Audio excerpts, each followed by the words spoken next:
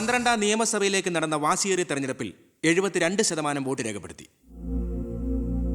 വിവിധ കൗണ്ടിംഗ് സെന്ററുകളിലായി രാവിലെ 8 മണിക്ക് തന്നെ വോട്ടെണ്ണൽ ആരംഭിച്ചു. ആകെയുള്ള 140 സീറ്റുകളിൽ ഫലമറിഞ്ഞ 120 മണ്ഡലങ്ങളിൽ KDF 61, ജനപക്ഷ മുന്നണി 59 സീറ്റ് നേടിയിട്ടുണ്ട്.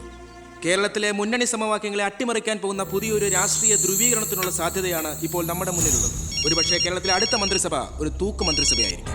ഹലോ, എണ്ണിത്തീരാറായോ? ജനപക്ഷ മുന്നണി സ്ഥാനാർത്ഥി 4612 വോട്ടിന് അച്ഛൻ ലീഡ് ചെയ്യുന്നുണ്ട്.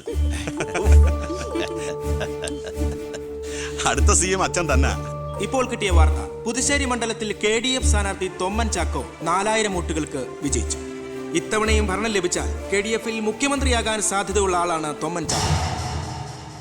വയനാട് ജില്ലയിലെ സംവരണ സീറ്റിൽ KDF സ്ഥാനാർത്ഥിയും ആദിവാസി നേതാവുമായ ശ്രീ പൊറ്റക്കുഴി ചെല്ലപ്പൻ തെരഞ്ഞെടുക്കപ്പെട്ടു.